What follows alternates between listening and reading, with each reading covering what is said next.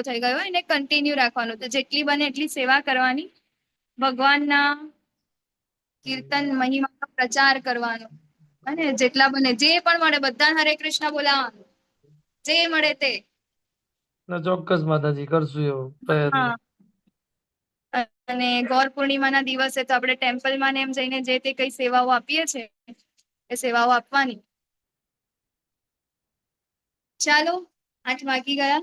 તો આપ સૌનું ખૂબ ખૂબ હૃદયપૂર્વકનું સ્વાગત છે શ્રી શ્રી રાધા ગોવિંદા મંદિર ઇસ્કોન બેંગલુરુ તરફથી. અને આજે આપણે અધ્યાય 8 ની ચર્ચાઓ કરવા જઈ રહ્યા છે. જે લોકો મને જોવાઈ રહ્યા છે, કૃષ્ણ કૃપાલયા પ્રભુજી, પરેશ શાહ પ્રભુજી, યોગીની માતાજી, વિવો V2307, શરદ વ્યાસ પ્રભુજી, નૈના માતાજી, નિકિતા માતાજી, આરતી માતાજી, અને જે લોકો વિડીયો ઓફ કરીને પણ જોડાયા છે તે રતિલાલ ઠક્કર પ્રભુજી, હરે કૃષ્ણ. એ તો આપ સૌનું ખૂબ ખૂબ હૃદયપૂર્વકનું સ્વાગત છે. તો ચાલો આપણે આગળ વધીએ. શ્રી શ્રી રાધા ગોવિંદજીના ચરણોમાં વંદન કરીને, શ્રી પ્રભુપાદજીના ચરણોમાં વંદન કરીને મંગલાચરણથી શરૂઆત કરીએ. તો શ્રી શ્રી રાધા ગોવિંદ કી જય, શ્રી પ્રભુપાદ કી જય. ઓમ અજ્ઞાનતિમિરાન્ધસ્ય જ્ઞાનાંજનશલાકયા ચક્ષુર્મિલિतं येन तस्मै श्रीगुरुवे नमः. श्रीचैतन्यमनोभीष्टं स्थापितं येन भूतले स्वयं रूपा कदा मह्यं ददाति स्वपदान्तिकं. वन्देऽहं श्रीगुरुं श्रीयुतापदकमलं श्रीगुरुन् वैष्णवांश्च श्रीरूपं साग्रजातं सहगण रघुनाथान्वितं तं सजीवं साद्वैतं सावधूतं परिजनसहितं कृष्ण चैतन्य देवं श्रीराधा कृष्णपादान् सहगण ललिता श्रीविशाखान्वितांश्च. हे कृष्ण करुणा सिन्धो दीनबन्धो जगत्पते गोपेश गोपिका कान्त राधा कान्त नमोस्तुते. तप्त काञ्चन गौराङ्गी राधे वृन्दावनेश्वरी वृषभानुसुते देवी प्रणमामि हरिप्रिये. वाञ्छाकल्पतरुभ्यश्च कृपा सिन्धुभ्य एव च पतितानां पावनेभ्यो वैष्णवेभ्यो नमो नमः. नमः ॐ विष्णुपादाय कृष्णपृष्ठाय भूतले श्रीमते भक्तिवेदान्त स्वामिनीति नामिने. नमस्ते सरस्वते देवे गौरवाणी प्रचारिणे निर्विशेष शून्यवादी पाश्चात्य देशतारिणे. जय श्री कृष्ण चैतन्य प्रभु नित्यानंद श्री अद्वैत गदाधर श्री आदि गौर भक्त वृंद. हरे कृष्ण कृष्ण कृष्ण हरे हरे, हरे राम राम राम हरे हरे. हरे कृष्ण हरे કૃષ્ણ માતાજી, હરે કૃષ્ણ.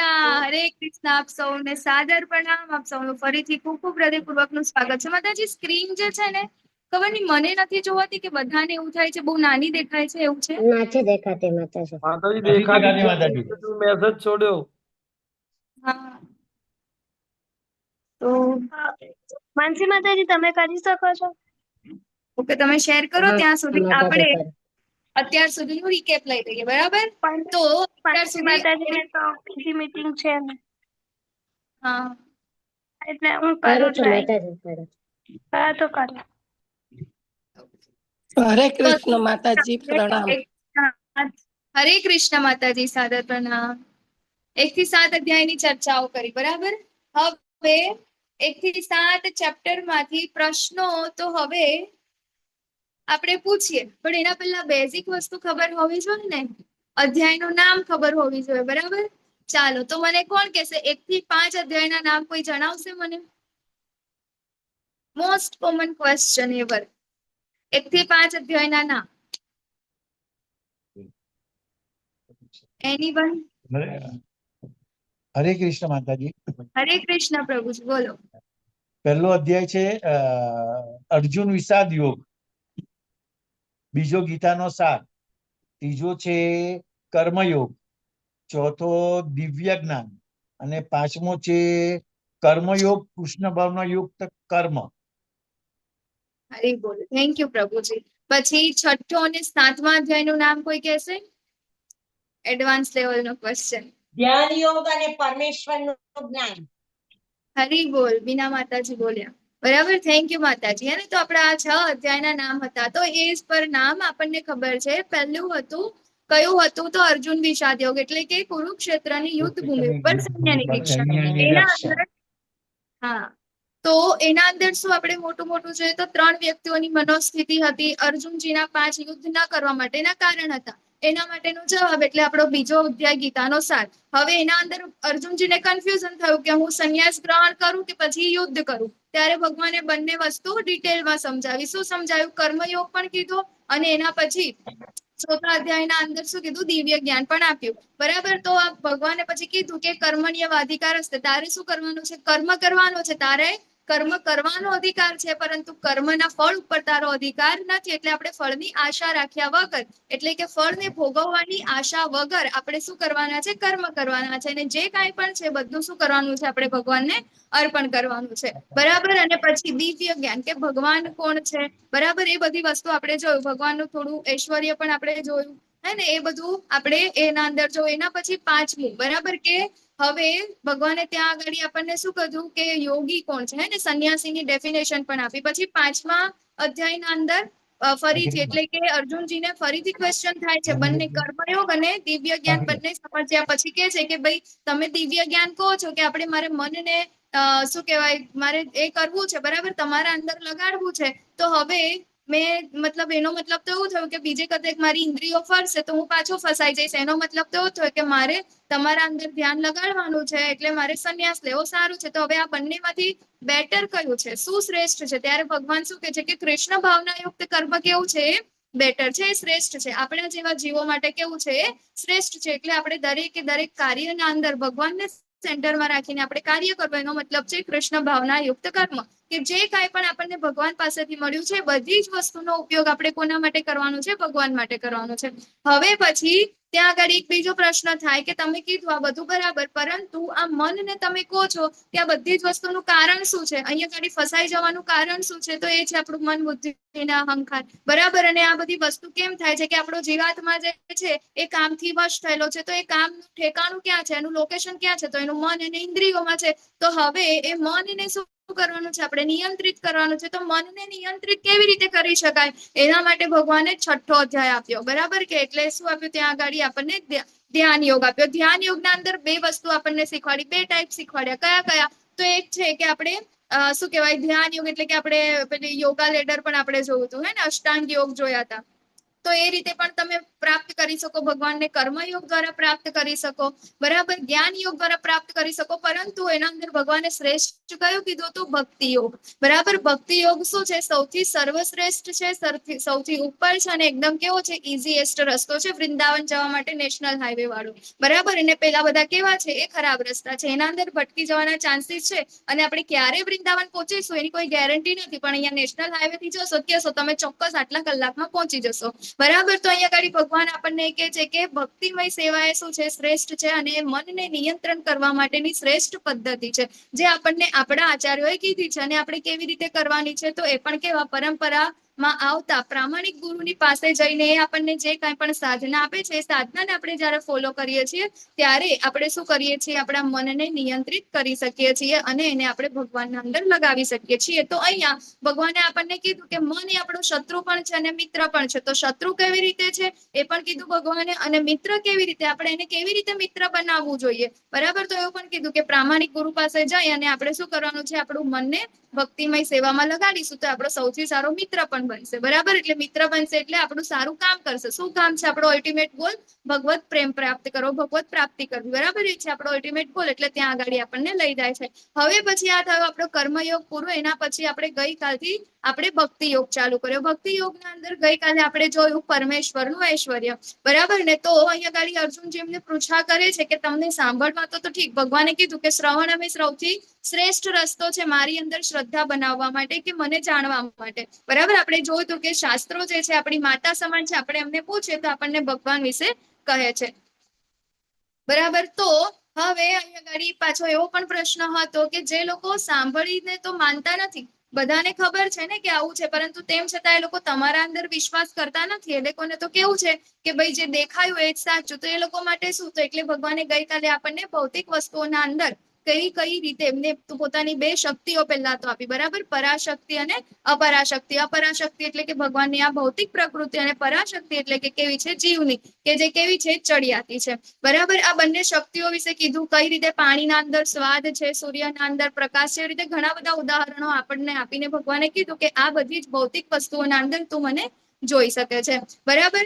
એના પછી આજે છેલ્લે જયારે ગઈકાલનો જે શ્લોક હતો, બરાબર, એ શ્લોકના અંદર શું કહેવાય, એ જયારે પૂરું થયું ત્યારે હવે અહીંયા અર્જુનજીનું ફરીથી ડાયવર્ઝન આવે છે. શું આવે છે? એ 8 પ્રશ્નો પૂછે છે. એ 8 પ્રશ્નોના જવાબ એટલે અધ્યાય 8, બરાબર. ભગવત પ્રાપ્તિ, અક્ષર બ્રહ્મ યોગ, પરમાત્માની પ્રાપ્તિ કેવી રીતે થાય, બરાબર. તો ગઈકાલે આપણને કીધું હતું ને કે ઘણા બધા લોકો રેસના અંદર પાર્ટિસિપેટ કરે છે, પરંતુ એમાંથી કોઈ એક કે બે જે બિરલા હોય છે એ જ ભગવાનને પ્રાપ્ત કરી શકે છે, બરાબર. તો કેમ એમ? કારણ કે એના અંદર આપણે ગઈકાલે જોયું હતું કે ભગવાનને જે તત્વતઃ જાણવાની પ્રેક્ટિસ કરે છે ને, પ્રયાસ કરે છે ને, એ લોકો ભગવાનને પ્રાપ્ત કરી શકે છે. જેવી રીતે આપણે પેલા મેરેથોનમાં જોયું હતું, ઘણા બધા લોકો આવે છે શેના માટે? ખાલી દોડવા માટે, પરંતુ એના અંદર મેડલ લેવા માટે માત્ર થોડાક જ લોકો આવે છે, બરાબર. તો એવી જ રીતે આપણે જેને ભગવાનને પ્રાપ્ત કરવાનું છે, ઘણા ઓછા લોકો જે છે ભગવત પ્રાપ્તિ કરી શકે છે. કેમ? કારણ કે એના અંદર તત્વતઃ જાણવાની જે ઈચ્છા જે છે ઘણા ઓછો લોકો ધરાવે છે. તો હવે અહીંયા ગાડી આપણે ચેપ્ટર 8 એટલે કે અક્ષર બ્રહ્મ યોગ, ડેથ ઓફ સાયન્સ, બરાબર, કે આપણે મૃત્યુનું સાયન્સ, કેવી રીતે આપણું મૃત્યુ થવું જોઈએ, આઈડિયલ ડેથ કોની કેવી હોવી જોઈએ, આપણે તો કેવી રીતે, હે ને, આપણે તો ડેથ એટલે તો આપણને પહેલા તો ડર લાગે ને, હે ને. કોને ડર ના લાગે? બધાને ડર લાગે ને. મૃત્યુનું ડર કોને ના લાગે? ઇવન આપણા કોઈ સગાવાલા હોય કે જેના પ્રત્યે આપણને ઘણી બધી આસક્તિ હોય, ક્યારેક મૃત્યુની વાત કરે તો આપણે શું કરીએ? ના ના ના ના, આવું ના બોલાય, બરાબર, અત્યારે આવું ના બોલાય, આપણે એવું કરીએ છીએ. મતલબ આપણે મૃત્યુની વાત સુદ્ધા કરી શકતા નથી. તો આ એક એવી પરીક્ષા છે મૃત્યુ, કે જેના અંદરથી તમામ લોકોને શું થવું પડે છે? પસાર થવું પડે છે. એ બધા જ લોકોને આપવી પડે છે. આ પરીક્ષા એવી છે, હવે તમારી ઈચ્છા હોય કે ના હોય, તમે એકવાર જન્મ લીધો એનો મતલબ એવું છે કે તમારે મૃત્યુની પરીક્ષા આપવી પડે. પરંતુ અહીંયા આગળ ડિફરન્સ ક્યારે ક્રિએટ થાય છે? જ્યારે કોઈ ભૌતિક વ્યક્તિ અને કોઈ આધ્યાત્મિક વ્યક્તિ, એ બંનેના અંદર મૃત્યુના જે એનું જે માઇન્ડ જે છે, માઇન્ડસેટ જે છે એ ચેન્જ થઈ જાય છે. ભૌતિક વ્યક્તિને આનાથી ડર લાગે છે, પરંતુ આધ્યાત્મિક વ્યક્તિ છે કે જેને ખબર પડી ગઈ છે કે હું શરીર નથી, હું આત્મા છું, અને મૃત્યુ શું છે? મૃત્યુ તો એક એવું શું કહેવાય સાધન છે, એક એવી સારી વેળા છે કે જેના દ્વારા હું ભગવત પ્રાપ્તિ કરી શકું છું, બરાબર. એટલે કે એ સારી વસ્તુ છે, ફાયદાનો સોદો છે. એ મૃત્યુને એવી રીતે લે છે,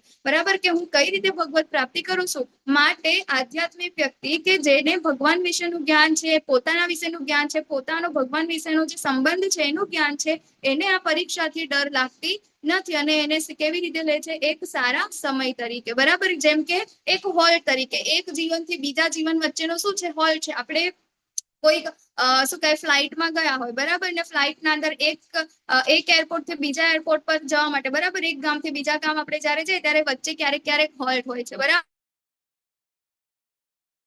ને. તો એવી જ રીતે મૃત્યુ શું છે? જીવનમાંથી બીજા જીવનમાં જવા માટે વચ્ચેનું એક શું છે? એક હોલ્ટ છે, બીજું કાંઈ જ નથી. જે આધ્યાત્મિક છે, જેને ભગવાન કૃષ્ણ વિશેનું જ્ઞાન છે, પોતાના વિશેનું જ્ઞાન છે, એને આ પરીક્ષાની ડર લાગતી નથી. તો આપણે પણ શું કરવાનું છે? એવી જ રીતે આધ્યાત્મિક બનવાનું છે.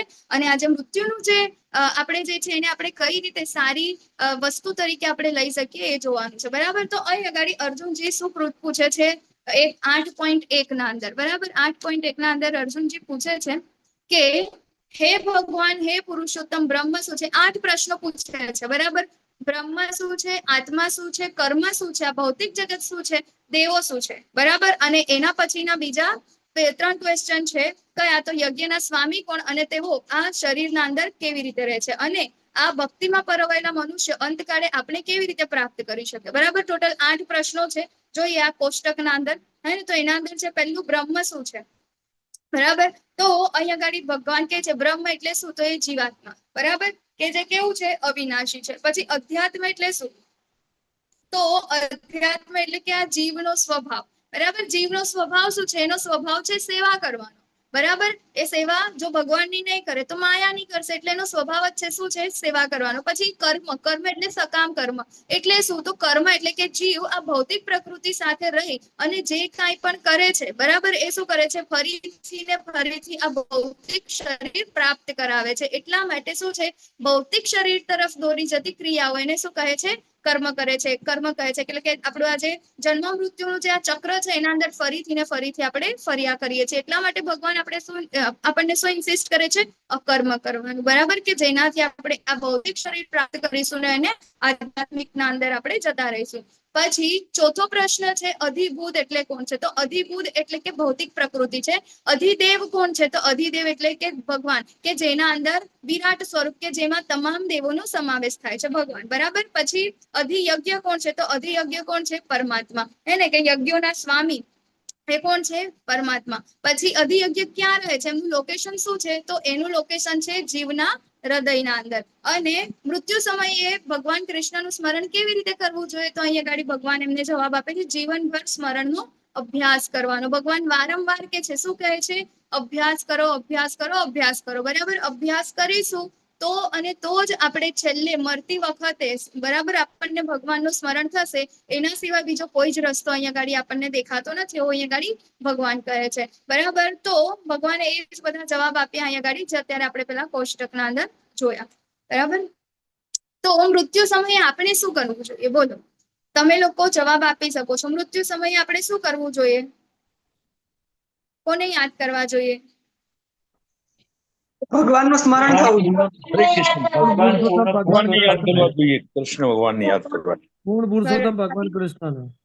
હા, બરાબર. ભગવાન કૃષ્ણનું આપણને સ્મરણ થવું જોઈએ, હે ને. તો અહીંયા ગાડી એક આપણા ઇસ્કોનના જે ડિવોટી છે એમની પાસે, મતલબ સંન્યાસી છે, એમની પાસેથી જ સાંભળેલી એક સત્ય ઘટના છે.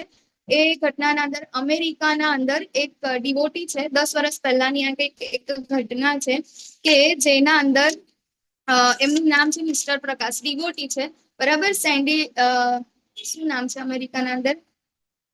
હા, સેન્ડિયાગો નામનું પ્લેસ છે. ત્યાં આગળ ઇસ્કોનનું ટેમ્પલ છે. અને ત્યાં આગળ મિસ્ટર પ્રકાશ કરીને એક ડિવોટી છે, બરાબર. એમનું આખું ફેમિલી ડિવોટી છે, એમના વાઇફ પણ ડિવોટી છે, બધા છે. તો હવે એક દિવસ એવું થયું કે એમને હાર્ટ એટેક આવે છે.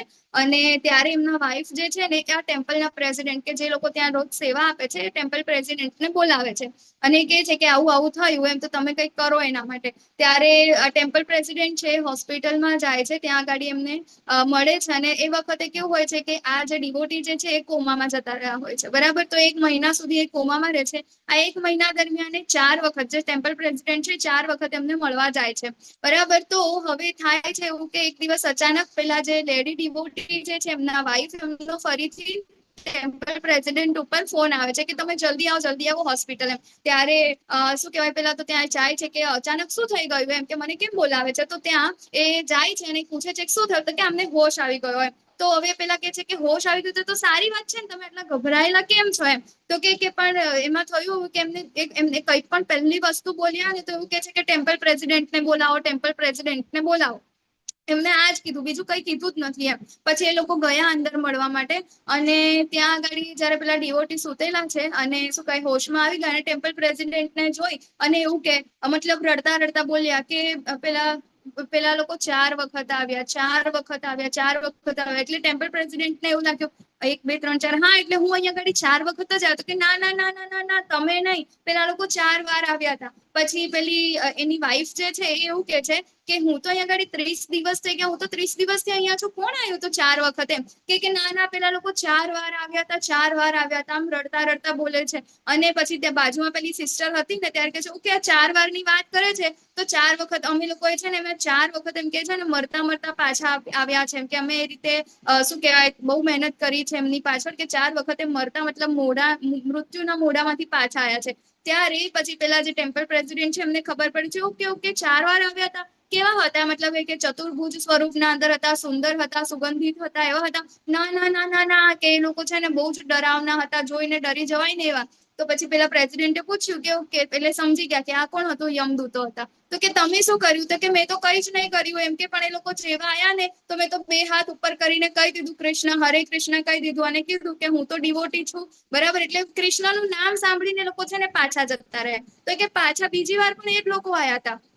તો કે એ વખતે શું થયું, પછી બીજી વાર કેમ આયા? તો કે મેં કીધું કે હું તો કે તમારે જે કરવું એ કરો, કે હું તો ડિવોટી છું, મારા વાઇફ બી ડિવોટી છે, અને મારા બાળકને પણ હું તો ડિવોટી જ બનાવવાનો છું, કે અમે લોકો તો ત્યાં સેવા આપીએ છીએ ઇસ્કોન મંદિરના અંદર, એમ. તો પછી કે છે કે હા, ત્રીજી વખત શું કામ આવ્યા, એમ. તો કે કે ત્રીજી વખત આવ્યા ને તો પણ એમ કે છે ને પાછું જોવા લાગ્યા, એટલે મેં તો ફરીથી 2 હાથ ઉપર કરીને એમ કે કૃષ્ણનું નામ લઈ લીધું. પછી કે ચોથી વખત શું કામ આવ્યા એમ, તો કે ચોથી વખતે છે ને જોવા આયા કે ખરેખર શું કહેવાય આ સાચું બોલે છે, હજી એમાં ને એમાં રહ્યો છે કે પછી પલટાઈ ગયો છે, એમ જોવા માટે આવ્યા. તો કે ચોથી વખત આવ્યા ને કે ના, ચોથી વખત તો છે ને તમે કહો છો ને કે આ સુંદર જે વ્યક્તિ હતા, 4 ભુજાવાળા હતા, એ લોકો. ઓકે, એટલે વિષ્ણુદૂત. તો કે એ મને ખબર નથી, એ વિષ્ણુદૂત યમદૂત જે હતા તે, પણ આ શું કહે આવા વ્યક્તિ આવ્યા હતા મારી સાથે, અને એની સાથે પેલા યમદૂત એ બંને પણ આવ્યા હતા, જે ડરાવના હતા ને એ લોકો પણ આવ્યા હતા. તો આ બંને જણ આવ્યા હતા અને અચાનક જ હું છે ને આ જે કોમામાંથી એ બહાર આવી ગયા. એટલે એ જ વખતે એ જ દિવસે આવ્યા હતા અને એને શું કીધું કે ટેમ્પલ પ્રેસિડેન્ટને બોલાવો. બરાબર, તો આ જે છે ને આ એક ખાલી વાર્તા નથી, આ એક રિયલ ઇન્સિડન્ટ છે. હા ને, તો આ શું કે મારી જાતે નથી બોલતી, પણ ઇસ્કોનના ડિવોટી છે જેમની પાસેથી મેં આ સાંભળેલું છે. અને અત્યારે પણ આ જે મિસ્ટર પ્રકાશ નામના જે ડિવોટી છે, અત્યારે ત્યાં આગળ એમના ટેમ્પલમાં ફૂલ ટાઈમ ડિવોટી છે, તન મન ધનથી શું કરે છે ત્યાં આગળ સેવાઓ અત્યારે પણ એ આપી રહ્યા છે. બરાબર, તો આ શું હતું, તો નિયર ડેથ એક્સપિરિયન્સ હતો. બરાબર, તો જેવી રીતે આપણને ખબર છે કે આ વસ્તુ કેવી છે કે અત્યારે આગળ આપણને ખબર પડશે કે શું કહેવાય, જે યક્ષ જે છે ને યુધિષ્ઠિર મહારાજને જે પ્રશ્ન પૂછે છે એના અંદર પણ આ જ છે કે આપણે શું કરીએ છીએ, ડેથ માટેની તૈયારી કરતા નથી, પરંતુ એ જ્યારે આવે છે ને ત્યારે આપણને ખબર પડે છે. તો આપણે શું કરવું જોઈએ, મૃત્યુ સમયે ભગવાનને યાદ કરવા જોઈએ. ભગવાનને યાદ કરીશું, બરાબર, તો જે યમપાશ આવે છે, જે યમદૂતો આવે છે એનો આપણને ડર લાગશે નહીં. તો ભગવાન અહીંયા આગળ કહે છે અંતકાલે ચ મામેવ સ્મરેન કલેવરમ. તો જે મનુષ્ય મૃત્યુ સમયે કેવળ મારું સ્મરણ કરતો શરીર ત્યજે છે તે તરત જ મારી પ્રકૃતિને પામે છે, આમાં લેશ માત્ર સંદેહ નથી. બરાબર, આના અંદર આઈડિયલ વ્યક્તિ આપણને અહીંયા આગળ ફોટાના અંદર જોવાય છે. કોણ જોવાય છે, તો એ ભીષ્મદેવ. બરાબર ને, ભીષ્મદેવે બરાબર એટલા સારા ભગવાનના ભક્ત હતા હે ને, તો અહીંયા આગળ એ ભગવાનની સામે એ તો એમની તો ઈચ્છા મૃત્યુ હતું ને, બરાબર, ઈચ્છાથી એ મૃત્યુ લઈ શકતા હતા. એમને ભગવાનની સામે મૃત્યુ લેવાની શું કરી, એમને ઈચ્છા કરી. બરાબર ને, તો આવું જ આઈડિયલ ડેથ એટલે કે ભગવાન આપણી સામે હોય હે ને, એવા વાતાવરણના એવા સમય અંદર આપણું ડેથ થાય. તો અહીંયા આગળ ભગવાન કહે છે કે જે અંતકાળે જે મને યાદ કરે છે ને, બરાબર, તેઓ તરત જ મારી પ્રકૃતિને પામે છે, એટલે કે દિવ્ય પ્રકૃતિ, એટલે કે આપણા દિવ્ય ધામને, ભગવાનના પ્રેમને આપણે પ્રાપ્ત કરીએ છીએ. તો અહીંયા આગળ યુધિષ્ઠિર મહારાજે યક્ષને શું જવાબ આપ્યો, બરાબર, યક્ષે પ્રશ્નો પૂછ્યા હતા, એના અંદરથી એક પ્રશ્ન હતો કે સૌથી મોટું આશ્ચર્ય શું છે. બરાબર, ત્યારે યુધિષ્ઠિર મહારાજે જવાબ આપ્યો હતો કે અહીં આગળ દરેક ક્ષણના અંદર હજારોમાં હજારો વ્યક્તિઓનું મૃત્યુ થાય છે. બરાબર, હજારો વ્યક્તિઓનું મૃત્યુ થાય છે, લોકો જોવે પણ છે, પરંતુ એ તમામ લોકોને, જે લોકો જોઈ રહ્યા છે એ લોકોને એવું લાગે છે કે મારું મૃત્યુ થવાનું જ નથી, અને એટલા માટે એ લોકો મૃત્યુની તૈયારી કરી જ નથી રહ્યા. બરાબર, તો આ શું છે કે સૌથી આશ્ચર્યજનક વસ્તુ છે કે આપણને ખબર છે, જોઈએ છે ને ક્ષણે ક્ષણે કેટલા લોકો, લાખો લોકો મરી રહ્યા છે, પરંતુ તેમ છતાં આપણને શું લાગે છે કે આપણે તો અમર છે. કેમ એવું લાગે છે, તો આપણે શું કરીએ છીએ, હંમેશા ને હંમેશા ભવિષ્યની ચિંતા કરીએ છીએ હે ને, કે આજે આટલું કરી દીધું, કાલે આટલું કરીશ, પરમ દિવસે આમ કરીશ, આમ કરીશ, આમ કરીશ, આમ કરીશ. પણ શું આપણે એટલીસ્ટ એ પછીનું ક્ષણ પણ આપણે જોયું છે? આપણને શું ખબર કે આપણું મૃત્યુ ક્યારે થઈ શકે? આપણને નથી ખબર કે આપણું મૃત્યુ ક્યારે આવવાનું છે. કદાચ આપણે 5 વર્ષ, ચલો 10-15 વર્ષની લોન લઈને કંઈક ઘર લીધું, બરાબર, એના માટે કંઈક મહેનત કરી, પણ શું ખબર આપણે 2 દિવસના અંદર જ મૃત્યુ પામી જઈએ, તો એ ભોગવવા માટે કોણ રહેશે, જેના માટે અત્યારે આપણે આટલી મહેનત કરી રહ્યા છે. બરાબર, તો અહીં આગળ સૌથી મોટું આશ્ચર્ય શું છે કે આપણને એ વસ્તુ આપણે સ્વીકારવા જ નથી માંગતા કે આપણું મૃત્યુ પણ ગમે ત્યારે આવી શકે છે, અને એના માટેની તૈયારી આપણે બતાવતા જ નથી. અને શું કહે છે, કોઈક મરી જાય તો આપણે શું વાતો કરીએ, ઓહો કેટલા, હજી હમણાં તો મારી સાથે વાત કરીને ગયા, અરે કાલે તો મેં એમની સાથે ફોન ઉપર વાત કરી, કેટલા સારા વ્યક્તિ હતા, આવું થઈ ગયું, માનવામાં જ નથી આવતું. બરાબર, તો આપણે શું કરીએ છીએ, એને માનવા જ તૈયાર નથી કે ભાઈ મૃત્યુ કેવું છે, શાશ્વત છે અને આવવાનું જ છે. બરાબર, તો અહીં આગળ કે છે, બરાબર, કે મૃત્યુ સમયે શું કરવાનું છે, આપણે ભગવાનને યાદ કરવાના છે, અને ભગવાનને યાદ કરીશું તો આ ભૌતિક શરીર આપણને ફરીથી મળશે નહીં, પરંતુ જો કૃષ્ણ સિવાય બીજું કંઈ યાદ કરવાથી શું પરિણામ આવશે, બોલો તમે લોકો મને જવાબ આપો. આપણે ભગવાનને યાદ નહીં કરીએ તો છેલ્લે શું યાદ કરશું આપણે? અને એક દાદીમાં હોય હે ને, દાદીમાં કે દાદા જે પણ હોય, અને મૃત્યુ સમયે બધા જ બાળકોને બોલાવે, કઈ અહીંયા આવો, અહીંયા અમેરિકા હોય તો અમેરિકાથી બોલાયેલા આવે કે હવે હું આટલા ટાઈમમાં મરી જઈશ ને આમ તેમ બોલાયેલા કે મારી છેલ્લી ઈચ્છા છે મારા બધા બાળકોને જોવાની. બધા બાળકોને જોઈને પછી શું કે કે મારા આટલા રૂપિયા આટલી એફડી માં અહીં અગાડી છે, આટલા રૂપિયા અહીં મૂકેલા છે, આ પ્રોપર્ટી અહીંયા છે, આ પ્રોપર્ટી અહીંયા છે, આટલું આનું આટલું આનું આટલું આનું એમ કરીને વેચી બધાને જાય. બરાબર. તો છેલ્લે કેતા તો મૃત્યુ થઈ જાય એમનું. પણ ભાઈ છેલ્લો જે બાકી હોય, અલા દાદાજી માર માટે તો કીધું જ નહીં, મેં તો રહી ગયો, પહેલા તો એમનું મૃત્યુ આવી ગયું. હે ને? તો આવી રીતે આપણે શું કરીએ છીએ, તો જે વસ્તુનું આપણે છેલ્લા સમયે જેનું સ્મરણ કરીએ છીએ એ જ વસ્તુના અંદર આપણો જન્મ થાય છે. બરાબર. ભગવાન કહે છે કે શરીરનો ત્યાગ કરતી વખતે મનુષ્ય જે ભાવનું સ્મરણ કરે છે એવા જ ભાવને તે નિશ્ચિતપણે પ્રાપ્ત કરે છે. એટલે કે આપણે ભરત મહારાજની કથા જોઈ હતી આગળ. બરાબર. છેલ્લે એમને શું યાદ કર્યું હતું? કોનામાં એમનો જીવ રહી ગયો હતો? ભરત મહારાજને શું યાદ? હરણમાં રહી ગયો હતો. હા, અંદર આશક્તિ આવી ગઈ હતી ને, યંગ એજ ના અંદર બધું ભગવાનને પ્રાપ્ત કરવા માટે છોડીને ગયા હતા, અને છેલ્લે આશક્તિ કોનામાં આવી? હરણ ના અંદર. એટલે છેલ્લે હરણ જ યાદ આવ્યું. હા ને? અને હરણ યાદ આવ્યું એટલે શું થયો? નેક્સ્ટ બર્થ પણ એમનો હરણમાં થયો. તો અત્યારે આપણે શું જાણવાનું છે એના અંદર? કે આપણને જે વસ્તુમાં આશક્તિ છે અત્યારે આપણા જીવનમાં, આપણને સૌથી વધુ પ્રિય જે વસ્તુ હોય ને એનાથી આપણે દૂરી બનાવવી જોઈએ. કેમ? કારણ કે મરતી વખતે પણ આપણને એ જ વસ્તુ યાદ આવશે જેની અત્યારે આપણને જેના પ્રત્યે આશક્તિ હશે. તો આશક્તિ આપણે કોના પ્રત્યે કરવાની છે? ભગવાન પ્રત્યે કરવાની છે.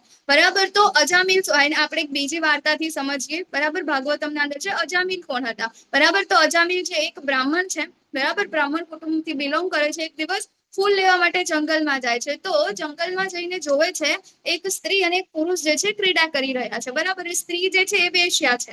બરાબર ને? તો ત્યાં આગળ એ જોવે છે ને તો તરત જ શું કહે, ઝાડ પાછળથી જોવે છે, તરત જ એને એવું થાય છે કે ના ના ના, આ બધી વસ્તુ તો મારાથી ના જોવાય, તો ખોટું છે. કેમ? કારણ કે બ્રાહ્મણ તો અધ્યયન શાસ્ત્રનું અધ્યયન કરેલું છે ને, એટલે એ વખતે શું થાય છે કે મારે નથી જો. તરત જ બીજો વિચાર આવે છે. શું આવે છે? પણ હું જોઈ તો શકું છું ને, જોવામાં શું જાય છે? બરાબર. કેમ? કારણ કે પાછલા જન્મોના અંદર બરાબર આપણે જે કાંઈ પણ કાર્યો કર્યા હોય એની જે વૃત્તિ જે છે, એની ઈચ્છાઓ છે, આપણે આ જન્મના અંદર પણ શું થાય છે? કેરી ફોરવર્ડ થાય છે.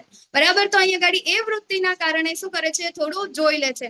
બરાબર ને? તો જોવે છે ને એટલે શું થાય છે? પહેલી આપણે સેકન્ડ ચેપ્ટરના અંદર જે સાયકલ આપણે જોઈ હતી ને, હવે એને જોઈ લીધી, આંખોથી જોઈ લીધી. ઘરે જઈને શું કરે છે? એનું ચિંતન કરે છે. ચિંતન કર્યા પછી શું થાય છે? એને ભોગવવાની ઈચ્છા જાગૃત થાય છે. ભોગવવાની ઈચ્છા એટલી દ્રઢ થઈ જાય છે ને કે ઘરે બધાને કહી દે છે. અને પછી શું કહે છે? એ પેલી જે વેશ્યા છે એની પાસે જાય છે અને કહે છે કે ભાઈ તું મારી સાથે લગ્ન કરી લે, મારા ઘરે આવ. કેમ? કારણ કે જે વ્યક્તિ સાથે એ હતી એને જયારે જોઈ હતી તો એ તો કહે છે કે આ તો કેવો વ્યક્તિ છે. બરાબર. સાવ આવા અને આટલી સુંદર સ્ત્રી આવે વ્યક્તિ સાથે ના શોભે. હું કેટલો સુંદર છું, આવી સ્ત્રી તો મારા યોગ્ય છે. બરાબર. એવું એ વિચારે છે અને પછી ત્યાં આગળ જાય છે, એનું ચિંતન કરે છે. પેલી લેડી પાસે જાય છે અને કહે છે કે ભાઈ તું મારી પાસે આવી જા. પેલી કહે છે કે તું ભાઈ આટલો સારો બ્રાહ્મણ છે, આટલા સારા સમાજમાં રહે છે ને હું તો કેવું છું, મને તો રોજના સોના મહોરું જોઈએ અને મારે તો આવી વસ્તુઓ છે એમ. તો પેલો કહે છે કે તારી બધી જ જેટલી પણ વાતો છે ને એ બધી મને મંજૂર છે, તું ખાલી એકવાર મારી સાથે આવી જા. તો એમ કરીને એને લઈ જાય છે. તો અજામિલની તો પત્ની જતી રહે, એના માતા પિતા બધા જતા રહે ઘરમાંથી, અને અજામિલ વર્ષો સુધી એની સાથે ભોગવે છે. અને છેલ્લે 10 પુત્રો હોય છે એના, અને છેલ્લા પુત્રનું નામ એને રાખ્યું હોય છે નારાયણ. બરાબર. તો હવે અહીંયા ગાડી મૃત્યુ સમયે હા ને અજામિલનું મૃત્યુ આવે છે, અને મૃત્યુ સમયે એને કોણ જોવાય છે? તો આવી જ રીતે યમદૂતો જોવાય છે. બરાબર ને? તો યમદૂતો જયારે જોવાય છે ત્યારે એનો સૌથી સારો અને સૌથી નાનો જે પુત્ર જે છે, મતલબ એના માટે કે જેના અંદર એની આશક્તિ હતી, શું કે છે? નારાયણ. બરાબર. એકચ્યુઅલમાં ભગવાનને નથી બોલાવતો પરંતુ એના પુત્રને બોલાવે છે. તો અહીંયા આગળ નામ લઈ લીધું નારાયણ. તો હવે અહીંયા આગળ તરત જ કોણ આવે છે? વિષ્ણુદૂતો આવે છે. અને વિષ્ણુદૂતો અને યમદૂતોની વચ્ચે શું થાય છે? ચર્ચાઓ થાય છે. અને એ ચર્ચાઓના અંદર જે વિષ્ણુદૂતો છે યમદૂતોને પાછા મોકલી દે છે. યમદૂતો કહે છે કે અમને ઓર્ડર મળ્યો છે બરાબર યમરાજનો કે આ વ્યક્તિને અમારે લઈ જવાનો છે, પણ પછી પેલા કે છે પણ એને નારાયણનું નામ લીધું, જ્યાં ગાડી અમે હોય ત્યાં તમારે ફરવાનું પણ નહીં. તો પેલા લોકો તો પાછા જતા રહે છે. બરાબર. અને પછી આ બધી જ વસ્તુ જે છે અજામિલ સાંભળે છે અને પછી એને જ્ઞાન થાય છે કે મેં કેટલી બધી મૂર્ખાઈ કરી બેઠો છું. બરાબર. એટલે પછી શું કરે છે? પછીથી એ ફરીથી ભગવાનનું બધું ધ્યાન કરે છે, ભગવાનના કાર્યો કરે છે. હવે એ વખતે યમદૂતો એમને કેમ નથી લઈ જતા? કેમ? કારણ કે એ વખતે કેવું હોય છે? અશુદ્ધ હોય છે. બરાબર ને? તો મનને શુદ્ધ કરવું પડે તો જ આપણે ભગવત પ્રાપ્તિ કરી શકીએ. બરાબર. તો પછી શું કરે છે? ભક્તિમય સેવાઓ કરે છે અને છેલ્લે યમદૂતો તો નહીં પરંતુ વિષ્ણુદૂતો આવી અને પછી એને લઈ જાય છે. તો આવી રીતે અજામિલ છે. બરાબર. તો અજામિલ જેવો અજામિલ કેટલો મતલબ સાવ નીચલા સ્તરનો વ્યક્તિ છે કે જેને આપણે વિચારીએ ને આખી ડિટેલમાં અંદર એની વાત જોવા જઈએ તો આપણને એવું લાગે કે આને તો ભાઈ નર્કમાં પણ કેટલી ખરાબ ખરાબ વસ્તુઓ થાય, બરાબર ને? તો એવા વ્યક્તિને પણ માત્ર નામ લેવાથી ભગવાન પ્રાપ્ત થઈ જતા હોય, બરાબર? તો પછી આપણા માટે શું છે?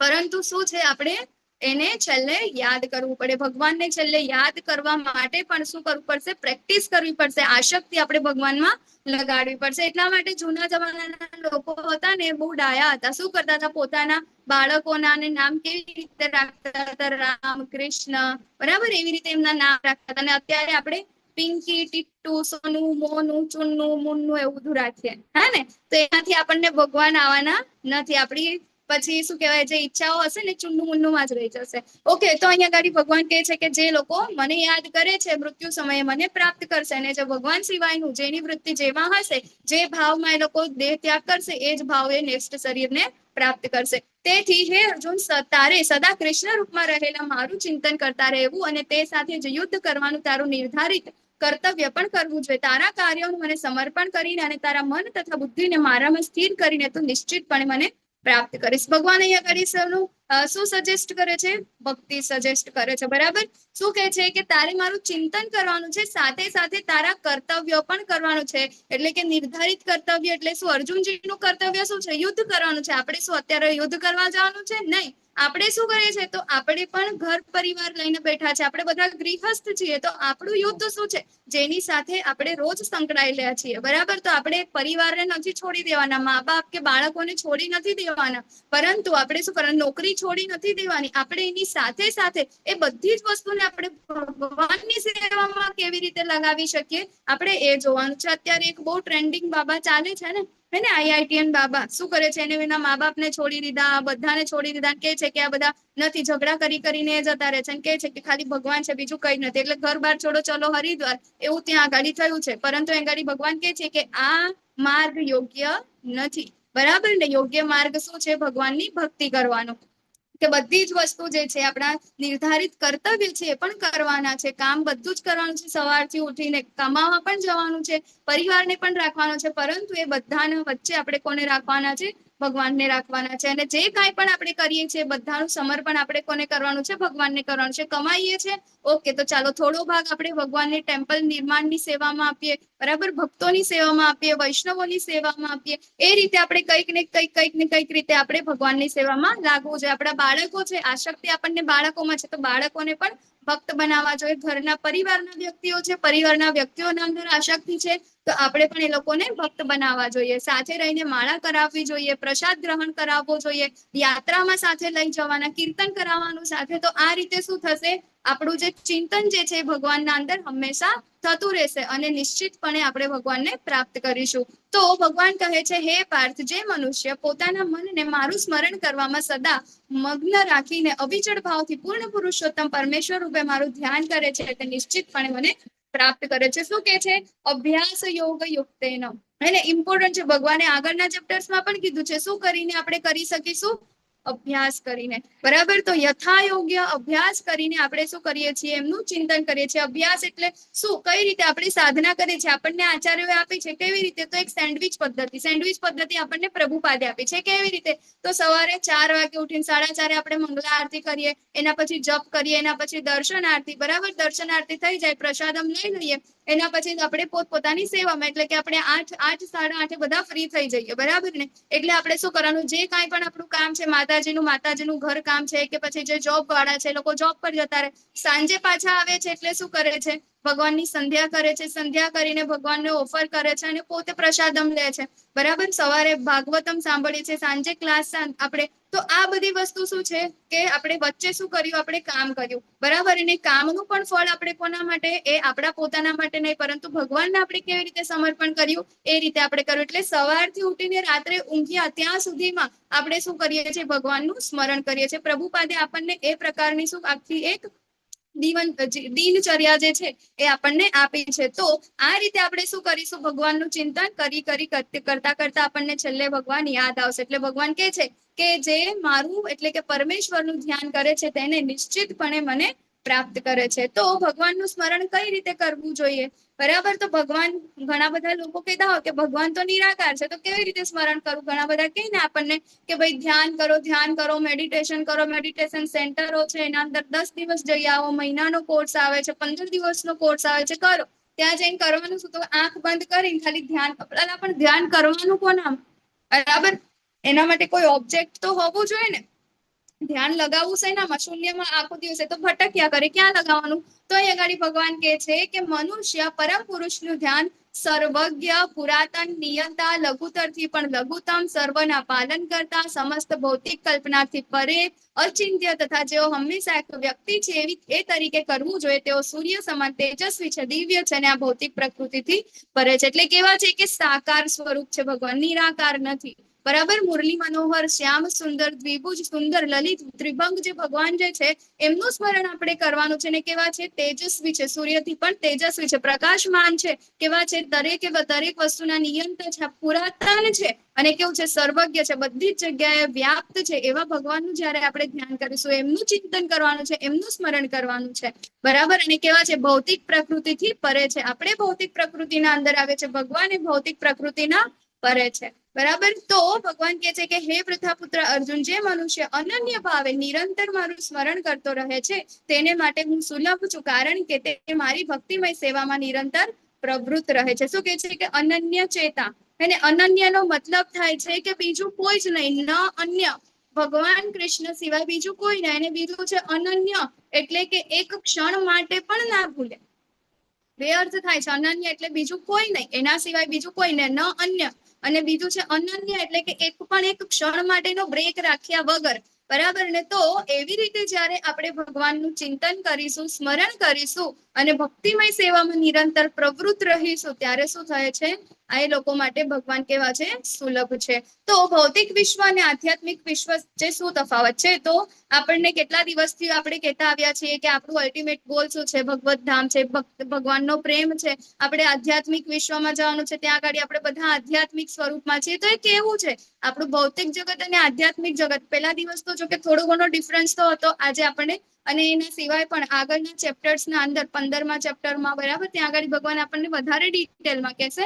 અહીં આગળ ભગવાન કહે છે કે મને પ્રાપ્ત કર્યા પછી મહાત્માજનો કે જેઓ ભક્તિ યોગી છે, તેઓ દુઃખમય એવા આ ક્ષણભંગુર જગતમાં કદાપી પાછા આવતા નથી, કારણ કે તેમને પરમ સિદ્ધિ પ્રાપ્ત કરી છે. તો ભગવત ધામની વાત કરે છે ભગવાન, કે ભગવત ધામ છે કેવું?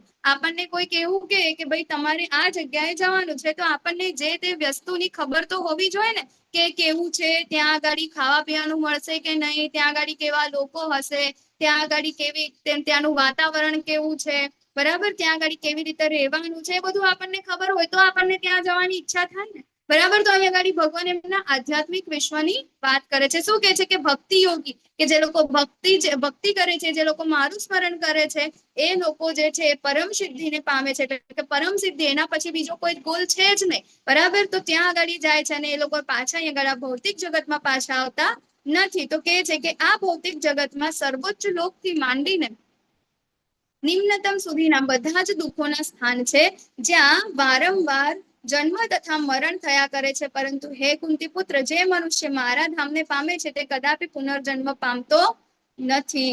બરાબર, શું કે છે? કે પુનરાવર્તિનો અર્જુન, કે આ જગત, બરાબર, કે જે બ્રહ્માંડ થી આપણે પેલા દિવસે જોયું હતું ને, કે આપણે ગોલોક ચાર્ટ આપણે જોયો હતો. બરાબર, ગોલોક ચાર્ટ ના અંદર બ્રહ્મા જો, અહીંયા આગળ એક બ્રહ્માંડ ની વાત થાય છે. બરાબર, આ ભૌતિક જગત શું છે? બ્રહ્માંડ છે. બરાબર, બ્રહ્માંડ ની બહાર ભૌતિક જગત નથી. તો આ બ્રહ્માંડ જે છે એના અંદર જેટલા પણ લોક આવેલા છે, આપણને ખબર છે આખા 14 લોક આવેલા છે. બરાબર, તો એ 14 જેટલા પણ લોક કેવા છે? ભૌતિક છે. તો ઉપરથી માંડીને, એટલે કે બ્રહ્માજી થી માંડીને, બ્રહ્મલોક થી માંડીને છેક નીચે સુધીનું, બરાબર, આતાલ પતાલ સુતલ, એ બધા જે છે એ તમામ લોક કેવા છે? ભૌતિક છે. બરાબર, અને ત્યાં આગળ વારંવાર જન્મ અને મરણ થયા કરે છે. અને આના અંદર સ્વર્ગ લોક પણ ઇન્ક્લુડેડ છે. બરાબર, એ એક્સક્લુડેડ નથી. આપણને ખબર છે આપણા પછી બીજા અને ત્રીજા ઉપરના નંબરે આપણને કયું લોક મળે છે? તો એ સ્વર્ગ લોક છે. તો ત્યાં આગળ પણ જન્મ મૃત્યુનું દુઃખ તો છે જ. ત્યાં આગળ આપણા અને સ્વર્ગના વચ્ચે શું ડિફરન્સ છે? કે ત્યાં આગળ આપણને સૌથી વધારે ભોગ ભોગવવા મળે છે, બસ, બીજું કઈ નથી. બરાબર. તો ત્યાં આગળ અહીંયા બધી જગ્યાએ શું છે, જન્મ મરણ તો છે જ, પરંતુ હે કુંતી પુત્ર, જે મારા ધામને પામે છે તે કદાપી પુનર્જન્મ પામતો નથી. કેમ? કારણ કે ત્યાં આગળ આ જન્મ મૃત્યુનું વસ્તુ જ નથી. કેમ? કારણ કે એ ક્યારેય નાશ જ નથી પામતા. આપણને ખબર છે કે બ્રહ્માંડ જે છે, બરાબર, તો એ ભગવાનના શ્વાસમાંથી બહાર નીકળે છે અને જેવો ભગવાન શ્વાસ લે છે એવું પાછા અંદર જતા રહે છે. બરાબર. તો એવી જ રીતે બ્રહ્માંડના અંદર પ્રલય આવે છે, બરાબર, પાછું સર્જન થાય છે, પ્રલય આવે છે, એટલે બધા જેટલા પણ જીવો છે એ બધાનું શું થાય છે, વારંવાર એ લોકો બધા શું થાય છે, અહીંયા ગાડી જન્મ મૃત્યુનું જે ચક્ર છે એ ફર્યા કરે છે. પરંતુ ભગવાનનું એ જે ધામ જે છે, બરાબર, અહીંયા ગાડી ટોટલ બધું આવેલું છે કે બ્રહ્માજીનો એક દિવસ કેટલો છે, આ તે બધું આપણે આગળ જોઈ ગયા, બરાબર, વ્યક્ત અને અવ્યક્ત બધું જોયું છે. તો વારંવાર જયારે બ્રહ્માનો દિવસ ઉદય પામે ત્યારે જીવો પ્રગટ થાય ને પાછા રાત પડે એટલે પાછા ભગવાનના અંદર બધા જતા રહે. હવે અહીંયા ગાડી ભગવત ધામની વાત કરીએ કે આ સિવાય એક અન્ય અવ્યક્ત પ્રકૃતિ છે કે જે શાશ્વત છે અને આ વ્યક્ત તથા અવ્યક્ત પદાર્થથી પરે છે. તો અહીં ગાડી ભગવાન એમના કોની વાત કરી રહ્યા છે, તો એમના ધામની વાત કરી રહ્યા છે, ભગવત ધામની વાત કરી રહ્યા છે. કેવા છે? તો એ શાશ્વત છે અને કેવું છે, એ અન્ય અવ્યક્ત પ્રકૃતિ કે જે અહીંયા ગાડી આપણે જે બ્રહ્માંડને જોઈ શકીએ છીએ ત્યાં આગળ વ્યક્ત અવ્યક્ત છે, પરંતુ ત્યાં આગળ એવું કશું જ નથી. બરાબર. અને જ્યારે આ જગતમાંનું બધું જ નાશ પામે છે ત્યારે પણ એ ભાગ એમનો એમ જ રહે છે. જગત એટલે શું? એ બ્રહ્માંડ. બરાબર. તો બ્રહ્માંડ તો આવ જાવ કરે છે, પરંતુ આ ભગવાનનું જે આ ધામ જે છે કે જ્યાં ભગવાન બિરાજે છે એ કેવું છે? એવું ને એવું જ રહે છે, એ ક્યારેય જતું નથી. તો અહીંયા ગાડી ભગવાન કે છે કે જેને વેદાંતી અપ્રકટ તથા અવિનાશી કહે છે. કે છે શું કે છે? અવ્યક્તો અક્ષર. બરાબર. અક્ષર છે એટલે કે જેનો ક્ષય થતો નથી. બરાબર. ને અક્ષરધામ છે ભગવાનનું, અવિનાશી છે, જે પરમ ગતિ કહેવાય છે અને જેને પ્રાપ્ત કર્યા પછી કોઈને ત્યાંથી પાછું આવવું પડતું નથી, તે મારું પરમધામ છે.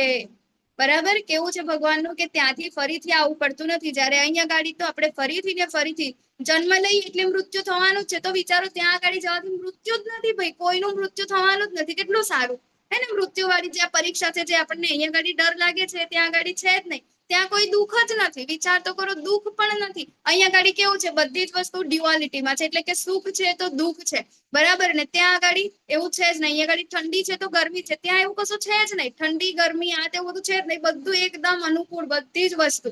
અને ત્યાં આગળ કઈ પણ વસ્તુ ડ્યુઆલિટીમાં કઈ છે જ નહીં. તો એવું કેવું છે? આ ભગવાનનું પરમધામ છે. તો બધા છે ભગવાનના બધા જે ચિત્રો જે છે અને ગોલોક વૃંદાવન ધામના ચિત્રો જે છે પ્રભુપાદે એમના શિષ્યો દ્વારા બનાવ્યા છે. પ્રભુપાદ વર્ણન કરે છે અને એમના શિષ્યો આ દોરે છે. તો એ કેવી રીતે ખબર પડે? તો જે લોકો ત્યાં જઈને આવ્યા હોય એને જ ખબર હોય ને કે ભાઈ હા, આ વસ્તુ અહીંયા છે, આ વસ્તુ અહીંયા છે. હમણાં હું શું કે રંજન માતાજીને પૂછું કે રંજન માતાજી તમારા ઘરનો નકશો મને બતાવો. બરાબર. તો રંજન માતાજી ત્યાં આગળ બેઠા બેઠા મને કહે, અહીંયા આગળ હું પેન્ટર હોય તો મને કે આ બાજુ સીડી છે, આ બાજુ આ છે, અહીંયા આ મૂકેલો છે, તે મૂકેલો છે. કેમ?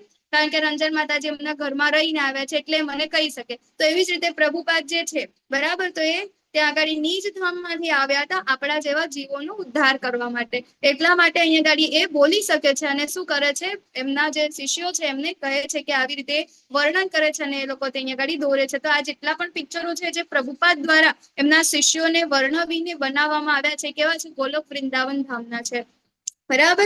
તો એ ગાડી મુકુંદમાલા સ્તોત્રના અંદર રાજા કુલશેખર ભગવાનની પ્રાર્થના. બરાબર. તો રાજા કુલશેખર ભગવાનને શું પ્રાર્થના કરે છે? કે છે કે હે ભગવાન કૃષ્ણ, મારા મનરૂપી રાજહંસને આપના ચરણો રૂપી કમળની દાંડીઓની જાળમાં અત્યારે જ પ્રવેશવા દો. મૃત્યુ સમયે મારો કંઠ જ્યારે વાત, પિત્ત તથા કફથી રૂંધાઈ ગયો હશે ત્યારે મારા માટે આપનું સ્મરણ કરવાનું કેવી રીતે શક્ય બનશે? બરાબર. આપણને પણ ખબર છે મરતી વખતે આપણો જે ખબર ને કંઠ રૂંધાઈ જાય, બરાબર, વાત, પિત્ત, કફ, આપણને કશું ભાન ના હોય, કઈ રીતે આપણે ભગવાનને સ્મરણ કરી શકીશું? બરાબર. આપણી યાદ શક્તિ એટલી ના હોય, જોવાની શક્તિ એટલી ના હોય. ભગવાન આપણી સામે આપણે જોઈ પણ કેવી રીતે શકીએ?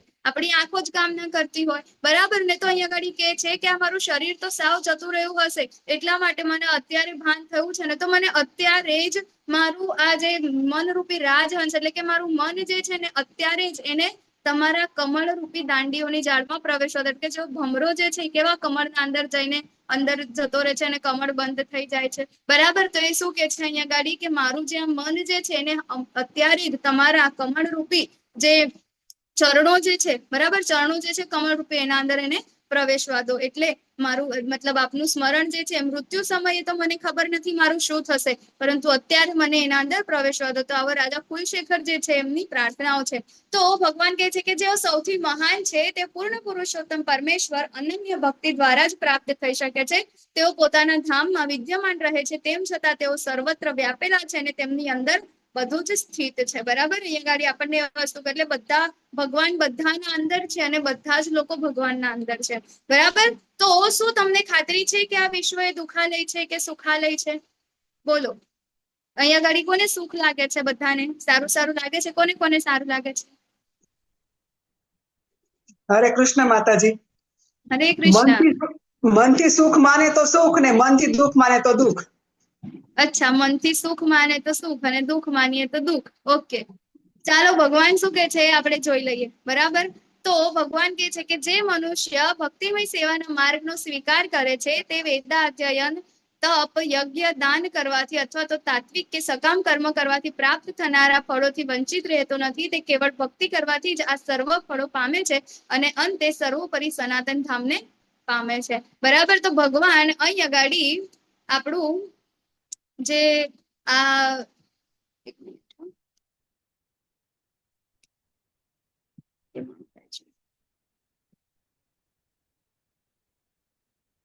જે ભૌતિક જગત છે એને શું કે છે? દુખાલય છે. બરાબર, આગળના ચેપ્ટરના અંદર એ શ્લોક આપણે લીધો પણ એનું આપણે જસ્ટ અનુવાદ જ લીધો, એટલે શું કહેવાય, આપણે એના ઉપર વાત ના કરી ટોટલ, હે ને? તો આ ભૌતિક જગત છે એ કેવું છે? દુખાલય છે. બરાબર, ભગવાન અહીંયા ગાડી આપણને કહે છે કે ભૌતિક જગત કેવું છે? દુખાલય છે. તો આપણને ખબર છે કે દુખાલય, હે ને, નામ પરથી જ આપણને ખબર પડે કે અહીંયા ગાડી શું મળે છે? આપણને દુઃખ મળવાનું છે ને. દુઃખ સિવાય આપણને કઈ નથી ખબર પડતી, કઈ નથી મળવાનું. અને આ ટેગ કોણ લગાવે છે? કે જેને આ વસ્તુને બનાવી છે, કે જેને આ દુનિયાને બનાવી છે, એ જ શું કે છે? દુખાલય છે. બરાબર, દુખાલયમ અશાશ્વતમ. બરાબર, તો આપણને ખબર છે કે ભગવાને તો અહીંયા ગાડી કહી દીધું કે આ તો દુખાલય છે. તો દુખાલયના અંદર શું મળવાનું? દુઃખ જ મળવાનું ને. અને આપણે શું કરીએ છીએ? આ દુખાલયના અંદર શું કરીએ છીએ?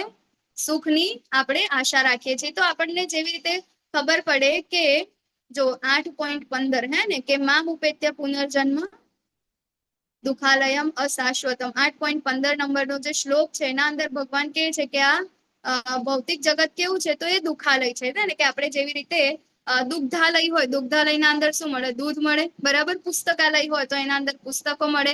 પછી ભોજનાલય હોય તો એમાં ભોજન મળે. પરંતુ કોઈ વ્યક્તિ પુસ્તકાલયમાં આવીને એવું કે મને તો શું કહેવાય, પંજાબી છોલે ભટુરે ખાવા છે, તો આપણે એ વ્યક્તિને મૂર્ખ ગણીએ કે ના ગણીએ? મૂર્ખ જ ગણીએ ને. કે ભાઈ તું આવ્યો છે રોંગ એડ્રેસ પર, તારે છોલે ભટુરે ખાવા છે તો તું પછી ભોજનાલયમાં જા ને. તું તો અત્યારે પુસ્તકાલયમાં છે. હા, તને રેસીપી જોઈએ છે એ છોલે ભટુરીની, તો તને આ બુકમાંથી મળી જશે, તું અત્યારે એ કર, પરંતુ અહીંયા તને ખાવા તો નહીં મળે. બરાબર, તો એવી જ રીતે આપણે શું કહે, ભોજનાલયમાં જઈને આપણે પુસ્તકોની માંગણી ના કરી શકીએ કે લાવો મને અત્યારે આ બુક આપો, મારે વાંચવી છે. બરાબર ને? કેમ? કારણ કે ત્યાં આગળ તને ભોજન મળશે, હે ને. તો એવી જ રીતે આ જે દુખાલય છે, દુખાલયના હરે કૃષ્ણ. યસ, શરદ વ્યાસ પ્રભુજી, હરે કૃષ્ણ. હા, હરે કૃષ્ણ માતાજી. હરે કૃષ્ણ. શાશ્વતમ એટલે ક્ષણભંગુર છે. હા, ક્ષણભંગુર. ક્ષણભંગુર. હા, થેન્ક યુ પ્રભુજી. તો આપણને ખબર છે કે આ જે દુખાલય છે તો ત્યાં આગળ આપણે સુખની ઈચ્છા રાખીશું તો આપણે કેવા છે? મૂર્ખ વ્યક્તિઓ છે. બરાબર, કેમ? કારણ કે સુખ ક્યાં છે? તો પરમધામમાં છે. તો આ કેવું છે? દુખાલય છે. અને કેવું છે? અશાશ્વતમ એટલે કે ક્ષણભંગુર છે. આનો ક્ષય થવાનો જ છે. જ્યારે ભગવાનનું ધામ કેવું છે? અક્ષય છે. બરાબર, એનો ક્ષય થવાનો નથી. અને ત્યાં આગળ આવી દુખાલય જેવી કોઈ પણ પરિસ્થિતિ ત્યાં આગળ નથી. તો એ કેવી છે? આપણા માટે અનુકૂળ છે. એટલા માટે જે આ જગત જે છે એ કેવું છે? દુખાલય છે. એવું ટેગ કોને આપ્યું? કે જેને આ વસ્તુને બનાવ્યું છે. બરાબર, જગત કોને બનાવ્યું છે? ભગવાને બનાવ્યું છે. અને ભગવાન જ કહે છે કે કેવું છે? દુખાલય છે. તો આપણને એવો પ્રશ્ન થાય કે ભગવાને આ જગત બનાવ્યું છે ને આપણે તો બધા એમના દીકરાઓ છીએ, તો પછી એમને આ દુખાલય કેમ બનાવ્યું? કેમ બધા માટે સારું કેમ ના બનાવ્યું? એવો પ્રશ્ન થાય ને. ભગવાન તો કેટલા સારા છે, તો એમને આ દુખાલય કેમ બનાવ્યું? કેમ બધાને દુઃખ મળે છે? તો જેવી રીતે આપણને ખબર છે કે જેલ હોય, બરાબર ને, તો જેલના અંદર બધા જે કેદીઓ હોય ને, બરાબર. એ કેદીઓને જેલમાં કેમ મોકલવામાં આવે? કારણ કે એને કંઈક ને કંઈક ગુના કર્યા હોય, કોઈ કેવા કામ કર્યા હોય, એના માટે એને જેલમાં મોકલવામાં આવે. બરાબર. પરંતુ જેલમાં મોકલવાનો ઉદ્દેશ્ય સરકારનો શું હોય કે એમાંથી એ સુધરીને બહાર આવશે. બરાબર. એટલે એને ત્યાં આગળ એ પ્રકારની એક્ટિવિટીઝ ને બધી જ વસ્તુ એને એ પ્રકારનું મળે કે જેનાથી એ સુધરીને એને ખબર પડે કે ના, મારે હવે અહીંયાથી બહાર જઈને પાછા એવા કર્મ નથી કરવાના કે જેનાથી મને જેલમાં પાછું આવવું પડે. તો એવી જ રીતે આ ભૌતિક જગત જે છે એ આપણા માટે કેવું છે? એક જેલ સમાન છે. આપણે કેમ અહીંયા ગાડી આવ્યા છે? આપણને ભગવાને સુધારવા માટે મોકલ્યા છે. આપણે શું કરી હતી? ભગવાન સાથે આપણે ઈર્ષા કરી. બરાબર ને? અને ત્યાંથી આપણને આ બધી વસ્તુઓની હે ને કંઈક ને કંઈક આપણે એવા કામ કર્યા કે જેના કારણે આપણી આ ઈચ્છાઓના કારણે આપણે આ ભૌતિક જગતના અંદર આવ્યા. હવે ભગવાનને તો આપણે કેટલા પ્રિય છે. બરાબર ને? તો જે લોકો સરકારને પણ અત્યારે જે લોકો મર્ડર કરે છે કે એવા ખરાબ કામ કરે છે કે જેને જેલમાં નાખવામાં આવે છે, તો ભગવાન શું કહે? સરકાર બધાને એને ફાંસીની સજા આપે છે? નહીં આપતા. બરાબર. કેમ? કારણ કે સરકારને એ વ્યક્તિઓ પણ કેવા હોય છે? પ્રિય છે. એના પોતાના નાગરિક છે. એટલે શું કરે છે? એને સુધારવા માટે ચાલુ કઈ નહીં, સુધરી જશે ને પાછો આવશે. આપણું જ વ્યક્તિ છે ને, થોડી બીજો કોઈક છે. એમ કરીને શું કરે છે? એના ઉપર દયા કરે છે અને એને સુધારવા માટે મોકલે છે. તો એવી જ રીતે આ ભૌતિક જગત છે એ પણ કેવું છે? આપણું આ એક જેલ જેવું છે કે જેના અંદર આપણે અત્યારે આપણને ખબર પડી કે આપણે કઈ રીતે એમાંથી સુધરી શકીએ. બરાબર. આપણે શું કરવાનું છે? આપણો ગોલ શું છે? અહીંયાથી આપણો સુધારવાનો છે કે આપણે બીજી વાર એવા કોઈ કામ નથી કરવાના કે જેનાથી આપણે ફરીથી આ જેલમાં આવી શકીએ. એટલા માટે આપણે શું કરવાનું છે? ભગવાનની પ્રાપ્તિ કરવાની છે. તો જેલની બહાર, બરાબર, તો આપણે ક્યાં જવાનું છે? જેલમાંથી બહાર નીકળીને આપણે ફરીથી મર્ડર કરવા જવાનું છે? નહીં. આપણે ક્યાં જવાનું છે? તો શાશ્વત જે ભગવાનનું ધામ છે ત્યાં જવાનું છે. અને ભગવાનના ધામમાં જવા માટેની પ્રોસેસ આપણને આજે ભગવાને બતાવી. શું કરવાની છે? કે તમારે યોગ્ય ઉપાય કરવાનો છે. શું ઉપાય કરવાનો છે? તો એની પ્રેક્ટિસ કરવાની છે. શેની પ્રેક્ટિસ કરવાની છે? તો ભક્તિની પ્રેક્ટિસ કરવાની છે. ભગવાનની સેન્ટરમાં રાખીને બધું કામ કરવાનું છે. આપણે યથાયોગ્ય આપણા જે કાંઈ પણ ગુરુજન જે છે, પ્રામાણિક ગુરુ છે, એમનો આપણે શેલ્ટર લેવાનું છે, એમને શરણાગત થવાનું છે. અને એ રીતે આપણે જયારે કામ કરીશું ત્યારે શું થશે? આપણી મન, બુદ્ધિ, ઇન્દ્રિય એ બધું શેમાં લાગશે? ભગવાનમાં લાગશે. શુદ્ધિકરણ થશે. અને છેલ્લે આપણે શું કરીશું? મળતી વખતે આપણે ભગવાનને યાદ કરીશું એટલે આપણે ભગવત ધામને પ્રાપ્ત કરીશું. એવું હું નથી કીધું, અહીંયા ગાડી ભગવાન કહે છે. તો અહીંયા ગાડી આપણું અધ્યાય જે છે 8મો અહીંયા ગાડી પૂર્ણ થાય છે. અર્જુન દ્વારા પૂછેલા 8 પ્રશ્નો હતા, એનો ભગવાને જવાબ આપ્યો. પછી મૃત્યુ સમયે કૃષ્ણનું સ્મરણ કરવાથી શું થાય? બરાબર. યોગ મિશ્ર ભક્તિ દ્વારા કૃષ્ણનું સ્મરણ કેવી રીતે, અને શુદ્ધ ભક્તિ દ્વારા કૃષ્ણનું સ્મરણ કેવી રીતે, અને છેલ્લે આપણે ભગવાનને કેવી રીતે પ્રાપ્ત કરીએ છીએ એ અહીંયા ગાડી જોયું. વાંછા કલ્પતરુભ્યશ્ચ કૃપા સિંધુભ્યઃ એવ ચ પતિતાનાં પાવનેભ્યો વૈષ્ણવેભ્યો નમો નમઃ. અનંત કોટિ વૈષ્ણવવૃંદ કી જય. શ્રી પ્રભુપાદ શ્રી પ્રભુપાદ કી જય. મહારાજ કી જય. ભગવદ ગીતા કી જય. હરે હરે કૃષ્ણ હરે હરે હરે કૃષ્ણ કૃષ્ણ કૃષ્ણ કૃષ્ણ હરે હરે રામ હરે હરે રામ રામ હરે રામ રામ રામ